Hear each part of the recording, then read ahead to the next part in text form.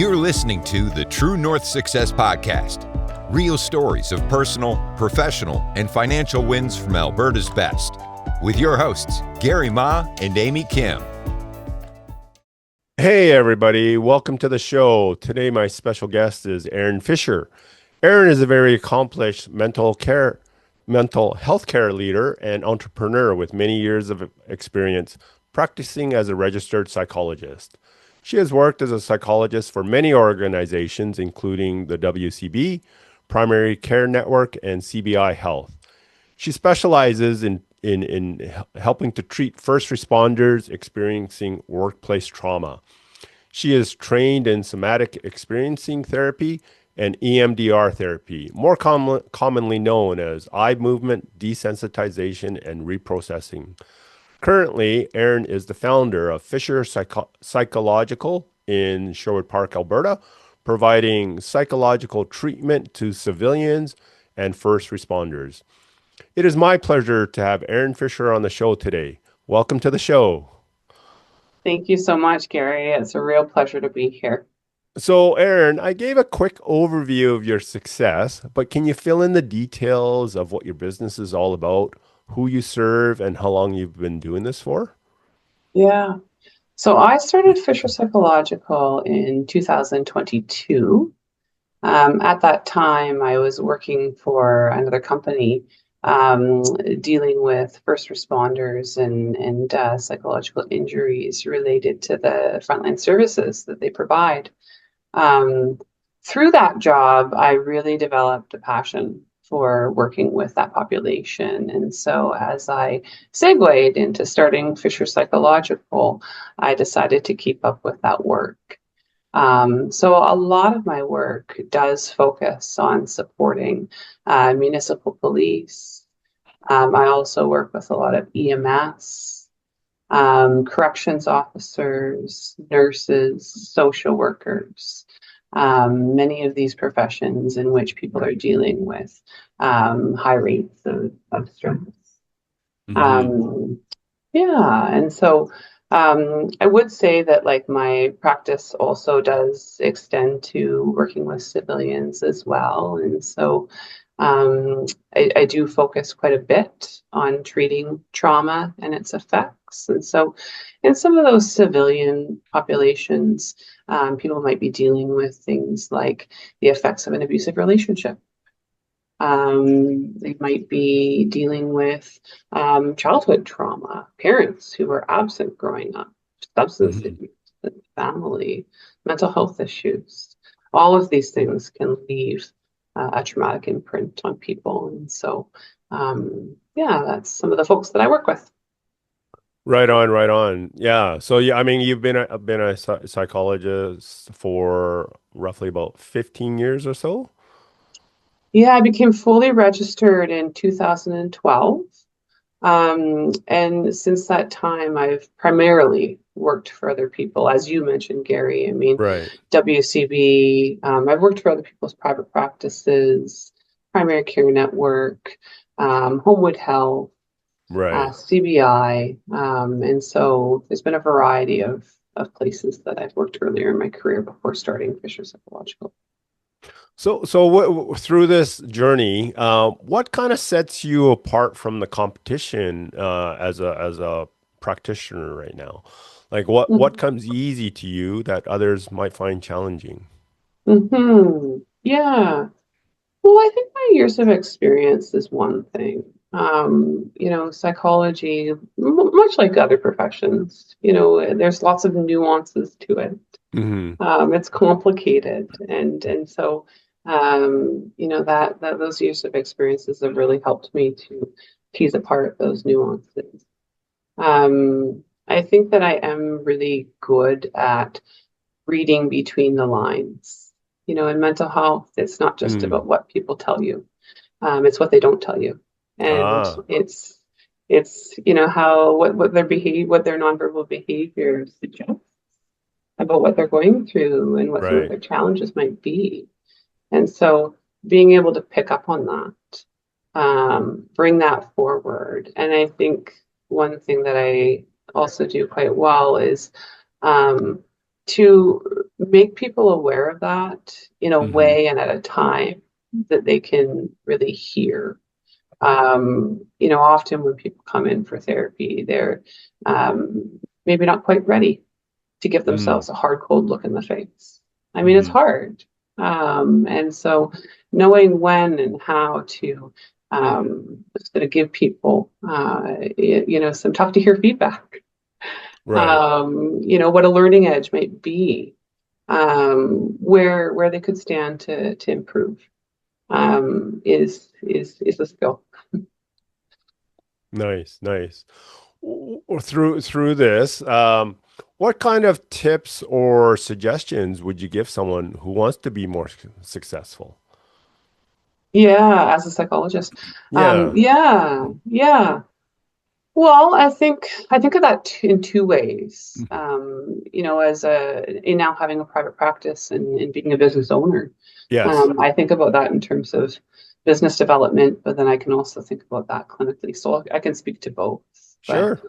um, clinically speaking, I think somebody who wants to be better can certainly focus on developing, those micro skills to start. So any good therapist is going to have access to good active listening skills, right? Mm-hmm. Being able to really sit with and hone your attention on a client, and really listen and absorb what you're hearing and again what you're not hearing. Right. And so feeding that back to people is a very foundational skill that I think is important to start working with. So giving back to people what you're hearing from them in different words. Um, I would say too, training is really important. So you're never going to know it all, and there's lots of different therapeutic trainings out there, and I think that that's important to continue to invest in your education and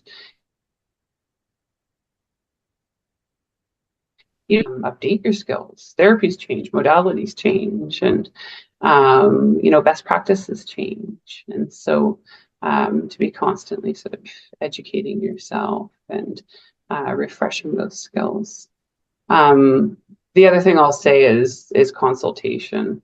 I think to bounce, challenges, ideas, case consultations off other practicing therapists is Mm-hmm. is really important. How I might initially view someone might be different from how a colleague might view them, and so we can always learn things from our colleagues as well. So I would say that as far as possible Nice. clinical skill. Yeah. So Yeah. would you say that like right now you kind of specialize with first responders treating, those trauma issues related to first responders, and that's fairly a niche area, would you say, or I would say it is. Yeah, yeah, yeah. absolutely. It is a specialty. It is. First responders are a unique population, and so yeah, I would say it's a bit of a niche area. Yeah. Yeah. So with that niche comes, expertise and knowing how to deal with those type of issues.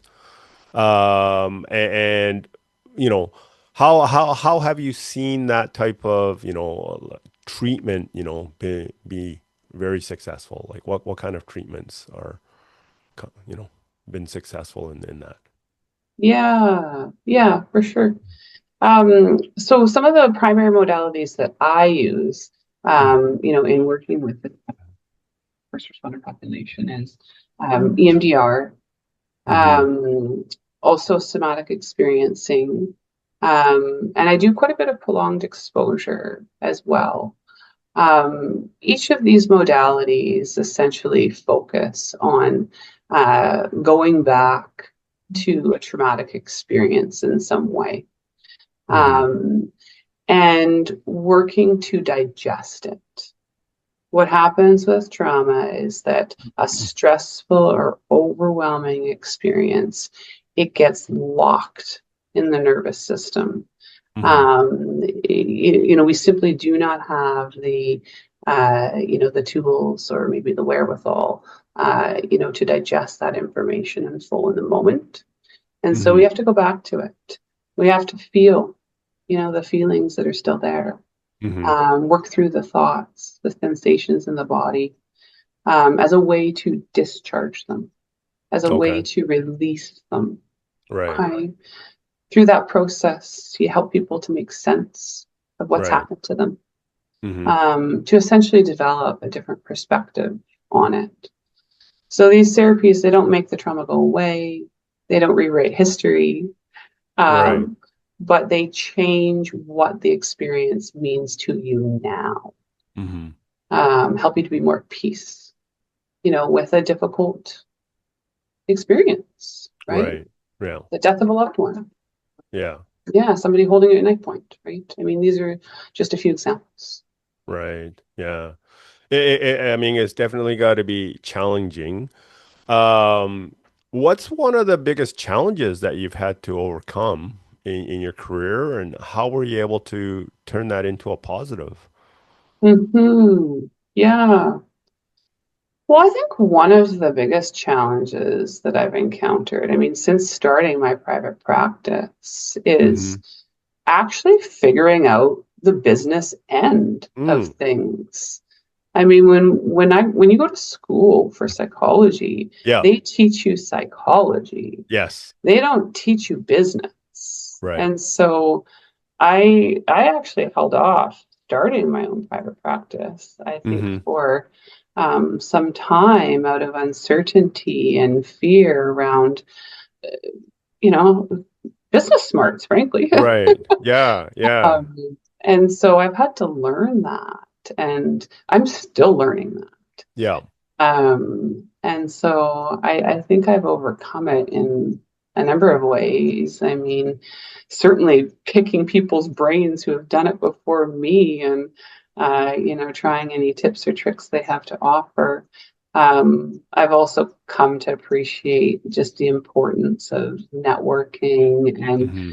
building relationships. It's important with my clients, of course, but it's important with other people do this work. Probably the best source of referrals is word of mouth, right? Right. Yeah. Um, and so, yeah, learning that and yeah, honing the extent to which I'm out in the community and how I'm out in the community, developing a website, Yeah. becoming active on social media. Yeah. um, yeah, these are all opportunities to foster that business development. I've heard that theme, like from many professionals going, to make that leap from, like a physician or therapist and getting into the business side. Like there is a big leap that you have to take Yeah. for that. And then learning the business component, which is Mhm. very different than the actual therapy stuff. Exactly. Yeah. Yeah. Yeah. I mean, even developing your own policies and Right.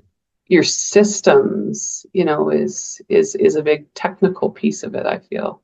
Um, how to streamline it to be as efficient as possible, right? You don't want to spend more time than you need to on this stuff. Yeah, So exactly. yeah, yeah, yeah, Very cool. Very cool. yeah.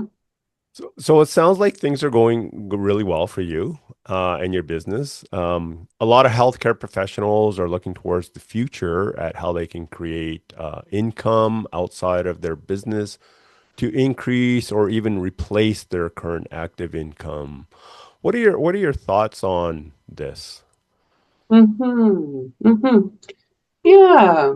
I have a couple of thoughts on it. Um, One idea is to, possibly develop resource materials Mm-hmm. that perhaps speak to the business development side of things. Could also be resource materials on more the psychology end of things, and to make those available to consumers who may benefit. And once they're created, Mm-hmm. it's sort of complete on my end, Right. and something that people could continue to utilize and bring in, perhaps, that passive income, Right. Right. Yeah. right? So like creating a blog that people can access and, uh, Yeah. just getting information out to people where you can help more Yes, people type for of thing. sure, for Yeah. sure. Possibly like a manual Yeah. on, one topic or the other, um, and charging a fee for that. Yeah. Yeah. Um, so yeah, yeah. I suppose if you wanted to, you could create a YouTube channel, and if Hmm. you get enough viewers, you create passive income. I don't know. I've heard Right. from, Yeah. you know, people that have many viewers type of thing. Yes. So that, that may be an opportunity as well. Yeah. Yeah. No, that's a really good idea. Absolutely. I can think of a few people in the field actually that are doing that now. And um, yeah, yeah, it's a great idea for Nice, sure. nice. As we're wrapping up this interview, what exciting plans do you have in the works in the next 6 to 12 months? Hmm. I have a number of hopes for my future business. One is that recently I've done some training in couples therapy, Hmm. and it's really stoked an interest. I do believe I need to do, some further training to really develop that competency. Hmm. But the interest is there, and so I'm thinking of expanding the business to work with couples down the road. Another area that I'm interested in is mentoring other, clinicians. So, Okay. um, perhaps be becoming like a supervisor for master's level students who, need to complete a practicum placement as a component of their education. Hmm. Also, I mean, there's provisional psychologists as well. So when people first, pursue licensing as a psychologist, you're initially a provisional psychologist, Hmm. which means that you need to be your work has to be overseen by a registered psychologist for Hmm. a period of time until you've developed your skills sufficiently. And so, yeah, to provide that supervisory service, I think would be a neat way to give back to the community, and also a cool opportunity for me to develop another skill set. Mentoring is different than providing therapy and Absolutely. Yeah. yeah. Yeah. Well, I know I've had a lot of mentors in my past through various coaching programs and this and that, and they've really helped me grow in various areas. So really appreciate that sort of thing. So. Yeah. Erin, that wraps it up for today. Thank you so much for your time and sharing your insights and tips with us. It was a real pleasure to have you on the show. And Erin, if people want to connect with you, what should they do? Yeah. So the best way to reach me is either by phone or email. I do have a website, so www.fischerpsychological.ca. Fisher does have a C in it, Fischer. All my contact details are there. You've also got like a contact me box that you can fill out. Hmm. Um, Also, you can find me on socials, Instagram, Facebook. Okay. I'm Yep. also on Psychology Today, which can put you in direct communication with me again by email or phone. So I do welcome any questions comments if people have them for me. Right on. And you're also on LinkedIn. And LinkedIn, yes. And LinkedIn. Yeah. Yes, as well. Yeah, and I think contact details are there too if people want to message me through LinkedIn. All right. Thank you so much. Okay, thank you so much, Gary. Want to share your success story? Apply to be a guest at truenorthsuccessshow.com/guest. We'd love to hear from you.